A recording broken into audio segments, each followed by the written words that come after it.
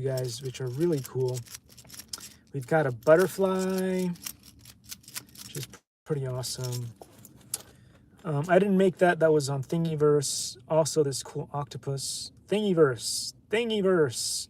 I'm sure that a lot of these things are on Fang now. And possibly some of these things may be on CG Trader, which is my favorite platform. But most people, when they look at stuff to 3D print, they go to Thingiverse or Thangs these days. And I'm pretty sure you're going to find some of this stuff on there. Anyway, I like it so much. It is so cool. Some of this stuff that you can get in 3D print, and it looks great. It works great. This one is not as good as the other one because it was printed with not the regular PLA. This was PLA. This one, also PLA. Awesome. Just like the elephant in the room, you basically 3D print it flat, and then you wiggle it off the build plate, and all these bits can move around. I think the front paws kind of sway too, which is kind of cool. It's kind of cool. Again, Thingiverse. These were not my designs. I just 3D printed them. They came out really good. Worth it. Totally worth it. Totally worth it. If you don't have these, you guys should go check them out and try them out. There's so many cool things going on these days with 3D printing. So I thought I'd do a little showcase of some of the cool things that exist. You guys saw this. This one here is absolutely one of my favorite, especially now with Top Gun. I printed this out like way before Top Gun 2 came out, before Top Gun Maverick came out. So I've been playing with this thing for a very long time. But they're all really cool. Then there's this thing here. Let's see, all kinds of cool things. I think this may be Squirtle over here. You got Squirtle from Pokemon in 2 different colors, and both came out amazing. I remember when I was watching a bunch of those 3D printing pros doing these things, and I thought maybe someday I'll be able to do that. Turns out eventually, with enough work, you can do it. And you got, hey, it's Pikachu. Cool stuff. Let's see. There's more. I love these too. These are like Kirby's. You guys remember Kirby? Bunch of cool games, video games with Kirby. And Super Smash Brothers has got Kirby in there. Oh boy. This reminds me of Twitter a little bit, because it's a dragon, but it's a human dragon. And yeah, this one I actually built myself 100%. I 3D modeled this model as one of the many models that I did for my thesis project. And so this one came out really good. Really good. Stuck a head on a very complicated torso there. This one is basically my idea, but it was built by a much better model than me, who now is still fantastic and working in the field. And it's just absolutely fantastic. So amazing work there. So it's got like a sort of a Saint Seiya looking armor on top of a really well modeled character, and it was fantastic. Both of those you can find on CG Trader. Here's another model that I built myself. It is a yo-yo. Yes, you can 3D print this. It's not one of those fancy yo-yos with the, the little wheels and gears and all that stuff. It's not one of those, but if you put a string around it, it might still work. It's still pretty cool. So that's something else you can find on CG Trader. And then, well, this, of course, in many different sizes. I even 3D printed this in resin. So this kind of model here I've done, it comes from Harry Potter, but it's my own version. There's many different versions online, but this one is extra good because it 3D prints really well. And as you can see here, this is the bottom of the print. It's the part that looks the least good. But a lot of the other models that I tried that I got from Thingiverse, they did not actually print as well, so I made my own. So I wanted it to be just perfect. Just perfect, and this one works really well. Again, as I said before, I've printed it out on the channel in resin too, and then of course there's this one. This is one of the more popular models. It's hard to print. I printed her flat like this. There are many ways of printing her, but she came out really well. Again, this was another one of my thesis projects. I spent a lot of time understanding and modeling anatomy. It was one of the things that I worked on the most. I also did one of a horse, which I don't have today, that really came out really well. But anyway, a lot of the models that I created there for those two companies that I was in charge of. I was the boss. I was the big boss at Marvimation, and also the other company, which was Meow Meow for a while.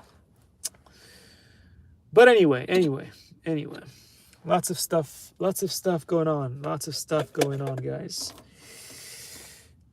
Oh, I brought a book so we can read a little bit of that. But before we get into that, do you guys remember those good old mopeds? Mopeds, not really. Some people call them mopeds, some people call them scooters.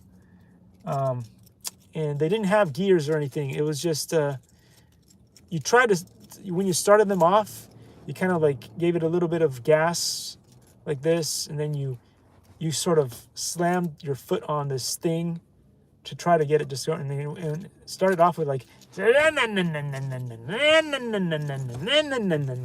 it was pretty fun. But now they have all these cool newer scooters, which are 100% electric, and they call them e-bikes. So anyway, that's the future now. They're easier to ride. They're less likely for you to fall off. They've got more like safety features. Pretty good. Although sometimes I do reminisce of the days. Although not that much, because Italian cities are really loud, guys. They're really loud. But anyway, so we talked about a bunch of things the other day, including the elephant in the room. And back in the day, and again, this is why I tell people to stop it. I'm telling you now, stop it. There is no such thing as being unstoppable. There's no such thing as I'm on top of the world, nobody's ever going to get me, and now I can do whatever I want. There is no such thing as that. And I'm talking about, yes, you've guessed it, Twitter. You've guessed it, Twitter. Because for a few years now, Twitter was like unstoppable. They were like, yeah, we survived the crisis. Yeah, we're on top of the world. Yeah, look, everybody else is struggling, but we're fine. Yeah. And then all of a sudden, somebody comes along, and so this cute little bird used to be going like, tweet, tweedly-dee-dee-dee, tweet, tweedly-dee-dee-dee. And then all of a sudden, there's an elephant in the room, comes down and stomp. And then suddenly the bird like loses its wings, and it starts going tweet. But the elephant won't stop. It just won't stop. And it gets really sad now. It goes tweet. Anyway, enough with the snark, because I will not snark about certain things, but I did tell you guys to stop it with the gotcha things and the left versus right, that whole like red versus blue. Oh my gosh, because you see what happens. Now I'm going to take it at a different angle, which is for the longest time, everybody was like, oh, well, like at least, this part of the industry is down, and that part of the industry is down, and the food industry is destroyed, and this and that. But at least coders were going to be okay. Coders were going to be okay. So maybe we could get our children to learn coding, and maybe their life would be stable in the future. Well, not anymore, apparently. Apparently not anymore. So that is where I'm coming from. Again, as I said before, having been through the horrible thing of, having issues finding jobs, my dad being laid off for all kinds of different reasons. When he got cancer, then things got even worse with another company. So things were bad. Things were bad. So I will not snark about people losing their livelihoods. But what I was hoping for the future is that at least the coders could have stable jobs going into the future. I guess not. I guess not, guys. I guess not. And again, guess. This is all political, guys. This was a power grab, as I said before, because for the longest time, people were going out there going, ha, ha, ha, ha, ha, ha, you can't get me. You can't get me. And the result is that now, even the profession that we all thought was going to be the profession of the future, coding, is at risk. It's at risk. You can see it by the layoffs happening all over the place. I guess Amazon's taking down coders. I guess Facebook is taking down coders. Twitter is taking down coders. So what is left? What is left? There is not a whole lot left. But anyway, I'm gonna stop the rant because it's gonna get too depressing. What are we gonna ask our kids to learn? Because I guess there is no safety net for anybody. There is no safety. There is nowhere safe to go, thanks to politics. Thanks to politics and one side sticking it to the other side. Well, I guess now conservatives have an outlet that means something, which is Twitter now. But at what price? At what price? Again, what is the price that you are willing to pay to destroy every industry that exists and create a world where there's no stability? At which point are you going to stop, guys? So before I go into reading a couple of pages from this awesome book that I like, because this is what I care about. First, I'll do a ridiculous rant about something that I dislike because it needs to be said. And then I will do other stuff. But before I do that, I'm going to tell you two things. One, for the love of Pete, do not go on Twitter and start messing with stuff. Whatever you put on Twitter is just like the issue that I had a while back when I was on TurboSquid. Whatever you put on TurboSquid and whatever you put on Twitter belongs to the company. So anything that you say on there, any tweet that you tweet on Twitter can be used against you in a court of law. So just remember that. Elon Musk now has somewhere between 16 and whoever knows how many years of evidence of anything that you've put on there. If you put on the hate, if you did something crazy, now he's got leverage on you. So be careful. That is what he bought the company for. Let's be clear. He had his own company. He already had Clubhouse. He did not need Twitter. But from a political standpoint, what are you going to get the guy who has everything, the wealthiest guy in the world? Not richest, wealthiest. You're going to give him the power to say whatever he wants, and that's what he wanted. He got it. And he also's got evidence on every politician and everyone else who said a bunch of stuff on Twitter. Can he use that against you now? I'm pretty sure he can. Anywho, let's stop talking about stuff that I really don't care about that much, except for the part where I was worried about coding and stuff. I was hoping that would be the way for the future for kids, but I guess it may not be anymore. Anyway, if you guys like these three models that you're going to see here, such as this one and some of the other ones that I've seen, that I was showing earlier, that I was showing earlier, such as this cool little dragon, you can pose it and all kinds of stuff. There's a version of her that is rigged as well, which means you can move her around and do your own things with it, which would be pretty cool too. All of these things are on CG Trader. As I said before in the past, you don't have to buy these. You can if you want, because you want to support the channel, but you don't have to. And if you don't want to, all you got to do is leave a comment underneath any of the videos and say, I would really like to download this particular model or whatever. Just let me know which one it is. Drop a link on it or whatever, and or email me. Either way is fine, because my email is available there. And I will send you the models that you want from the site. And if you got a 3D printer, all I ask in return is that you make a video of the final print that you made, or the printer printing the print, or whatever it is, so that it will increase the ability of communication, and we can have some fun with these things, guys. Again, you don't have to buy anything at all. That's the whole point here. I've been working for free for like the endless years. So I'm not going to start now. That ship has sailed. But do I want to improve the community here on YouTube? Yes, I do. And so if you do want to do that, just let me know, and you can have free models off of CG Trader, because that is the place to go. So yesterday, I do believe we got to page... I can't remember what page it was. I think we were on 23. 23. So I'm going to read a little bit out of this book. This is a good book. It's about Robert J. Davis II, and things you can do to build a humanoid robot. So let's see here real quick. I'm going to read about... We will read it up to chapter 3 here. To chapter 3. Let's go. Let's go. We might need a little bit of light.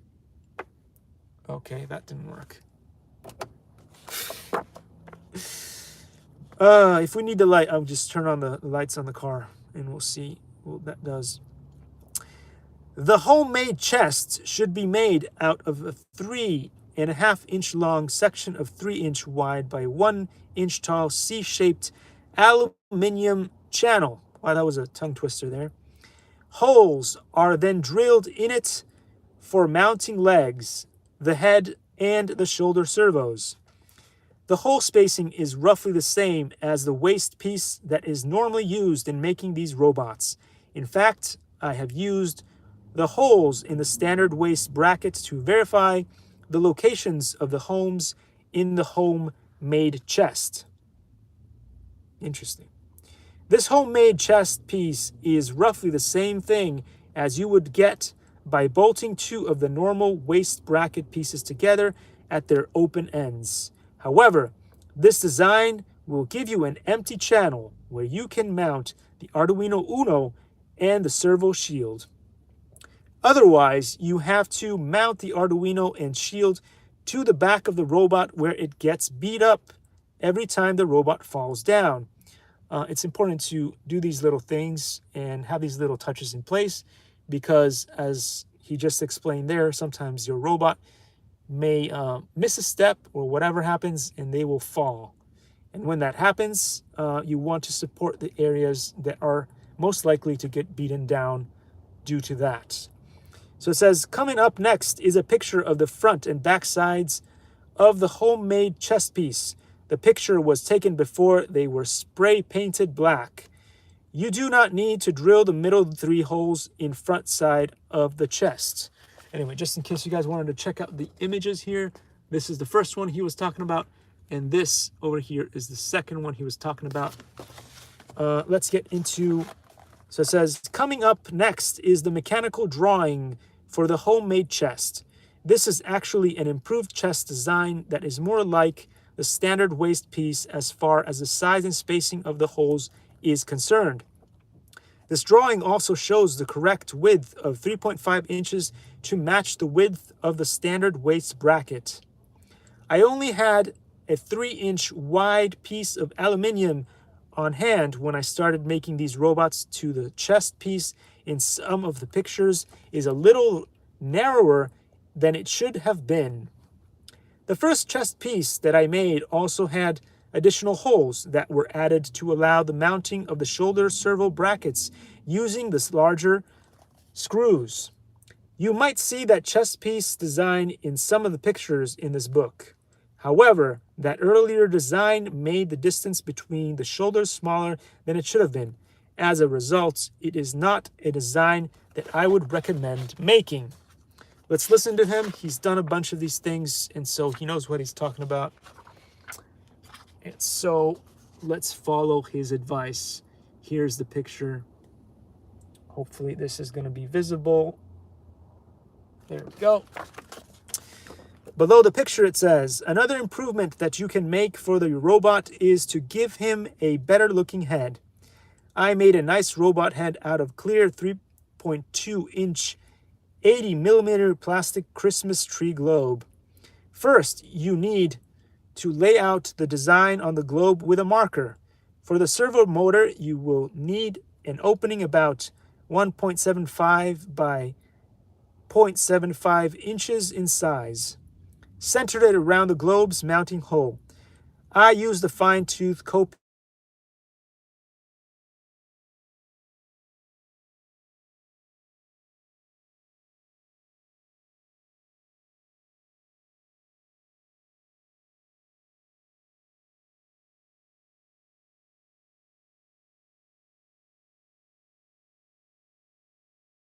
will also need a place on one side for the servo wires to fit through.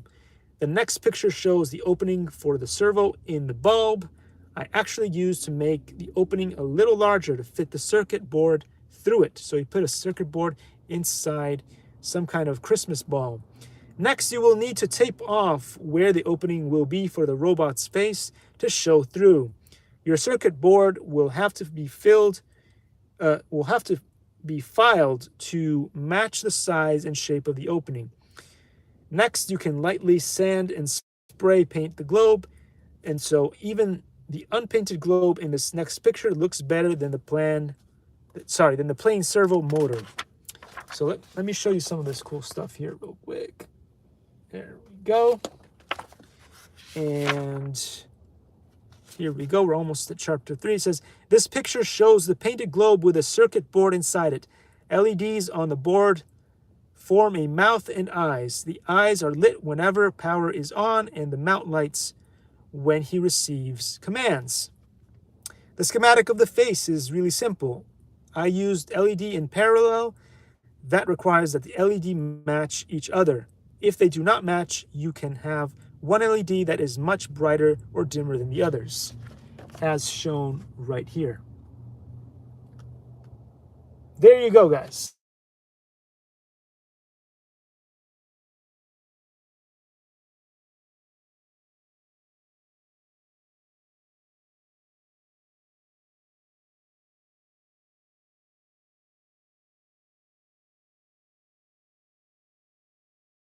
You do this, there we go.